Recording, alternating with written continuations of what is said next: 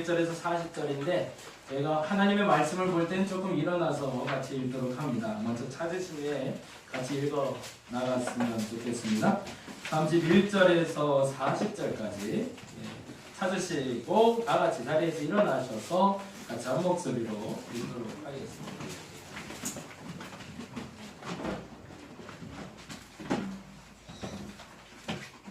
하나님의 말씀 다 같이 한 목소리 읽도록 합니다. 인자가 자기 영광으로 모든 천사와 함께 올 때에 자기 영광으로 보좌에 앉으리니 모든 민족을 그 앞에 모으고 각각 구분하기를 목자가 양과 염소를 구분하는 것과 같이 하여 양은 그 오른편에 염소는 그때에 임금이 그 오른편에 있는 자들에게 이르시되 내 아버지께 복받을 자들이여 나와 창세로부터 너희를 위하여 예비된 나라를 상속받으라. 내가 줄일 때에 너희가 먹을 것을 주었고 목마를 때에 마시게 하였고 나그네 되었을 때에 영접하였고 헐벗었을 때에 옷을 입혔고 병들었을 때에 돌보았고 옥에 갇혔을 때에 와서 보았느니라. 이에 의인들이 대답하여 이르되 주여 우리가 어느 때에 주께서 줄이신 것을 보고 음식을 대접하였으며 목마르신 것을 보고 마시게 하였나이까. 어느 때에 나그네 되신 것을 보고 영접하였으며 헐벗으신 것을 보고 옷 입혔나이까. 어느 때에 병드신 것이나 옥에 갇히신 것을 보고 가서 배웠나이까 하리니 임금이 대답하여 이르시되 내가 진실로 너희에게 이르노니 너희가 여기 내 형제 중에 지극히 작은 자 하나에게 한 것이 곧 내게 한 것이라 하시고 또 왼편에 있는 자들에게 이르시되 저주를 받은 자들아 나를 떠나 마귀와 그 사자들을 위하여 예비된 영원한 물에 들어가라. 아멘. 자리에 앉아주시기 바랍니다. 오늘은 예배를 조금 일찍 끝내려고 노력 중인데 불가능할 수도 있겠다라는 생각도 들면서 편하게 예배 드리도록 하겠습니다. 저희가 매주 성찬을 하고 있어요. 그래서 성찬 시간이 조금 길어질 수도 있어서 최대한 설교는 12시 15분 안에 마치도록 노력을 해보도록 하겠습니다. 그리고 오늘 예배 마치고 나서 제가 점심 먹고 나서 바로 그 수원 목양교회에서 오후 예배 설교가 있어요. 그래서 제가 좀 먼저 움직여 봐야 될 것 같습니다. 빠르면 1시 20분쯤, 늦으면 1시 반쯤에는 제가 일어나야 될 것 같은데 좀 양해 구하고요. 편하게 식사 같이 나누시고 가셨으면 좋겠고 절대 불편하지 않은 자리에 되었으면 좋겠습니다. 네, 감사하고요. 좀 이따 예배 그래서 세팅하실 때 그 앞쪽에 식탁을 2개를 좀 붙여놔 주시면 감사하겠어요. 그러면 어르신들하고 같이 교제 나누기에 좋을 것 같고요. 양쪽으로 이렇게 교제 나누시면 저희가 식사를 여기서 하거든요. 그래서 좀 세팅하는데 일단 뒤로 약간 물러나 주시면 저희들이 알아서 잘 합니다. 예, 편하게 좀 기다리셨다 했으면 좋겠고 식사를 원래 대접해 주신다고 그랬는데 그래도 손님 오시는데 대접하는 게 예의인 것 같아서 저희가 조금 준비했는데요. 우리 권사님이 맛있는 콩국수 준비해 놓으셨습니다. 그래서 맛있게 드시고 가시면 좋겠고 혹시 못 드신 분은 안 계시죠? 콩국수 괜찮으시죠? 네, 같이 드시면 좋을 것 같습니다. 경기도 양주에 가면 무덤이 하나가 있어요. 그 무덤의 이름이 소령원이라고 부릅니다. 우리나라의 무덤을 크게 부르는 이름이 5가지가 있어요. 아시나요 혹시? 첫 번째는 릉이라고 부릅니다. 릉은 뭐죠?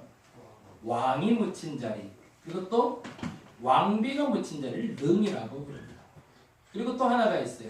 원이 있습니다. 원은 뭘까요? 왕은 아니지만 왕족인 경우. 왕의 아버지, 왕의 어머니인데 그러나 왕이 되지 못했고 왕비가 되지 못했던 이들 그들에게는 원이라 불렀습니다. 그리고 우리가 잘 아는데 보통 이제 묘자를 쓸 때마다 분장을 분묘를 한다라는 단어 쓰는데 사실은 분이라는 단어와 묘라는 단어가 각각 호칭이 있습니다. 그래서 분이라는 단어는 우리가 말하는 공분을 만드는 묘자리를 만들 때 분이나 묘로 쓰고요. 그리고 지금은 많이 안 쓰는 단어이긴 한데 총이라는 단어도 씁니다. 총이라는 거 많이 들어보셨죠? 무용총 이렇게 돼서 이 총은 무덤에 흔적은 남아있지만 그 무덤이 누구의 것인지 잘 모를 때 명확한 명칭을 우리가 허락하지 못할 때 쓰는 것을 총이라고 부릅니다. 그래서 릉, 원, 분, 묘, 총이라고 부르는데 소령원은 그러면 뭐가 될까요? 왕의 직계 가족들의 묘가 되겠죠. 조금 더 구체적으로 말씀드리면 숙빈 최씨 잘 아시죠? 이렇게 말하기보다 이렇게 말하면 훨씬 좋을 것 같은데 영조대왕의 어머니 묘가 소령원이 됩니다. 아시는 분들은 많이 아실 것 같고요. 그런데 이 영조대왕의 어머니 묘가 어머니가 왕후로 살기도 했는데 그 이름이 원인 이유가 있습니다. 그 출신 신분이 무술이기 때문에 그래요. 이게 왕족으로 들어온 게 아니라 결혼하기 전에 무술이로 있다가 성원을 입어서 아이를 낳게 됐는데 그게 영조이다 보니 그 출신 신분 때문에 돌아가신 날이 숙종 임금이 돌아가시기 전에 먼저 돌아가셔서 만일 영조대왕이 왕이었을 때 어머니를 여의었다면 아마도 릉이라는 이름을 했을 텐데 그렇게 원했던 릉이라는 이름을 드리지 못하고 숙종이 원이라는 이름으로 소령원을 만들어주게 돼요. 근데 어느 날 영조가 민가에 암행을 나갔답니다. 그래서 암행을 나가서 백성들을 만나는데 길가에 앉아 잠깐 쉬고 있는데 나무를 파는 나무꾼이 있더래요. 근데 나무를 좀 볼 줄 아셨나 보죠? 나무가 향나무인데 참 좋아 보이더랍니다. 그래서 영조가 그랬대죠. 그 나무꾼한테 그 향나무가 얼마인지 좀 한번 알려달라고. 그랬더니 나무를 사려고 이 사람이 관심을 보니까 얼마나 좋아요. 살짝 와서 귀뜸을 하는 거예요. 이 나무 기가 막히게 좋은 거라고. 그냥 어디서 갖고 왔냐고. 그때 경기도 양주에서 갖고 왔다는 거예요. 아니 양주 하면 내가 아는 동네인데 거기 우리 어머니 무덤이 있는데 양주 어디? 그랬더니 이 사람이 주위를 두루두루 하더니만 귓속말을 대고 이렇게 얘기하는 거죠. 이거 비밀인데 이거 우리 영조대왕 어머니는 소령릉에서 갖고 왔다. 아 이러니 이게 얼마나 괘씸해요. 어머니 무덤 옆에 있는 향나무를 캐다가 갖고 온 거예요. 아 그래 화가 나잖아요. 아 그래서 다시 한번 물어봐서 도대체 어디서 갖고 왔다고? 그랬더니 아 이거 진짜 아무한테도 말하지 말라고. 이거 소령릉에서 갖고 왔다. 근데 그 말을 듣는데 영조가 기분이 나쁜 게 아니라 기분이 좋아요. 왜 좋았을까요? 사실은 어머니 능을 원에서 릉으로 바꿔주고 싶어서 한 30년 동안을 신하들하고 다툼이 있었거든요. 근데 신하들이 안 된다는 거예요. 출신 신분이 천한 신분이기 때문에 릉으로는 못 해주겠다는 거죠. 아 근데 이렇게 나무꾼이 와서 한다는 소리가 소령원이 아니라 소령능이라고 해주니 아 이거 굉장히 기분이 좋은 거예요. 이건 나무를 어디서 갖고 왔냐가 중요한 게 아니라 그 나무를 갖고 온 그 사람의 마음이 기쁜 거죠. 그래서 그러면 따라오라고 내가 그 나무를 사주겠다. 근데 이 사람이 한양을 와본 적이 있어야죠. 나무를 발라 넣었죠. 큰 대문이 있고 그 앞에서 잠깐 기다리라고 하더니 이제 큰 양반집이나 보다 싶어서 이제 앉아 기다리고 있는 거예요. 근데 이제 영조대왕이 용포를 입고 나오신 거죠. 그래서 이제 나무를 사겠다고 했는데 이제 기겁을 하기 시작하는 거죠. 아 이분이 왕이셨냐고. 그리고 이제 그때부터 싹싹 빌기 시작하는 겁니다. 아 이게 아니라고. 소령릉에서 갖고 온 게 아니라 내가 사실은 양주 어느 산에서 캐온 건데 내가 거짓말을 한 거라고 계속 얘기를 하는 거예요. 그래서 다시 솔직히 얘기해보라고. 아니라고. 소령릉에서 절대 가져온 게 아니라고. 근데 끝끝내 소령릉이라고 얘기를 하는 거예요. 그래서 영조대왕이 그랬대요. 참 고맙다. 내 신하들은 그토록 릉이라고 불러달라고 요청을 해도 불러주지 않는데 내 백성 된 네가 지금 그 입으로 끝까지 능이라고 불러주니 내 마음이 너무 좋다. 그래서 내가 너에게 선물을 주고 싶은데 그 선물을 뭘 줄까 생각하다가 원하면 네가 이 일을 감당해 줬으면 좋겠다. 그래서 그 나무꾼을 이후에 그의 어머니의 능을 지키는 직관으로 삼게 되었다고 합니다. 영조가 성군인 이유는 작은 소리를 크게 들을 수 있는 귀를 가진 사람이기 때문입니다. 성경에 보면 오늘 본문에 이렇게 되어 있어요. 그 마지막 날이 되면 사람을 나눌 거라고 얘기하십니다. 어떤 사람은 왼쪽에 있게 될 거고 어떤 사람은 오른쪽에 있게 될 거랍니다.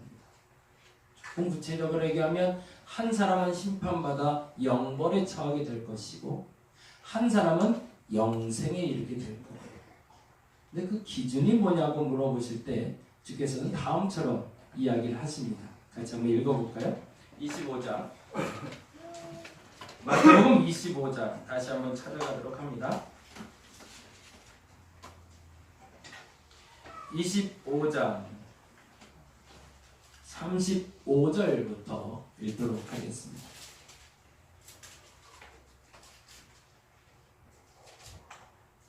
같이 읽겠습니다.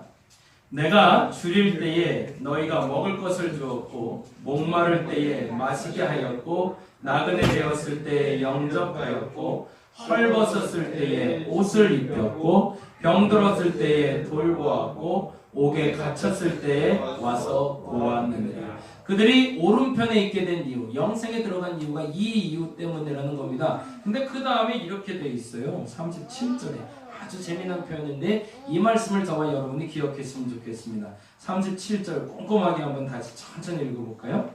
이에 의인들이 대답하여 이르되, 뭐라고 되어 있죠? 의인이라고 되어 있습니다.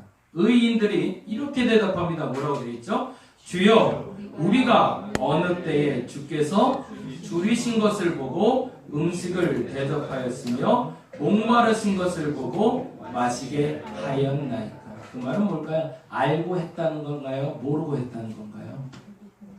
모르고 했다는 거죠. 이런 사람들이 뭘까요? 부지불식간에 내 몸에 그리스도인답게 사는 것이 몸에 배어있는 사람들을 말합니다. 저와 여러분이 영생에 이르게 될 수 있는 기준은 예수 그리스도를 믿는 것입니다. 근데 예수 그리스도를 믿는다는 것은 나도 모르게 선을 행할 수 있는 사람들을 말합니다. 누가 시켜서가 아니라, 누가 봐서가 아니라, 누가 말해줘서가 아니라 나도 모르게 그 누군가에게 선을 베푼 것이 몸에 배어있는 사람들. 저와 여러분이 그러한 그리스도에 대해 주시기를 간절히 바랍니다. 그 사람은 영생에 들어갈 수 있다고 얘기합니다. 그리고 또 하나 예수께서는 다음과 같이 설명하고 있습니다. 40절인데요. 같이 한번 읽어볼까요? 40절 같이 읽겠습니다. 임금이 대답하여 이르시되, 뭐라고 되어 있죠? 내가 진실로 너희에게 이르노니 너희가 여기 내 형제 중에, 뭐라고 되어 있죠? 지극히 작은 자. 이게 마이크로라는 영어 단어, 헬라어로는 미크로스라는 단어를 씁니다. 눈에 보이지 않는 작은 형체를 얘기하는 겁니다. 가장 지극히 작은 자라는 건 그것의 최상급을 얘기해요. 마이크로의 최상급. 눈에 보이지 않는 아주 작은 미물처럼 보이는 사람. 존재감이 없는 사람들을 말하는 거죠. 그리고 이렇게 얘기합니다. 그 형제 중에 지극히 작은 자 하나에게 한 것이 곧 뭐라고요? 내게 한 것이. 아주 작은 사람, 이 땅에 존재감이 없는 사람, 보잘것없는 사람, 보이지 않는 사람, 그 사람을 형제라고 부를 수 있는 사람, 그 사람은 영생에 들어갈 수 있다고 얘기합니다. 작은 교회, 큰 교회, 작은 사람, 큰 사람, 고목이냐 거목이냐, 시간은 똑같이 흘러가고 있지만 시간이 질러 고목이 된 사람들이 있고 시간이 흘러 거목이 된 사람이 있습니다. 고목이 되는 사람들은 시간이 그저 흘러가게 놔둔 사람이라면, 거목이 된 사람들은 그 시간이 흐를 때마다 그 작은 사들을 형제라 부를 수 있고 나도 모르게 그 몸에 의로움이 배어있는 사람들을 말합니다.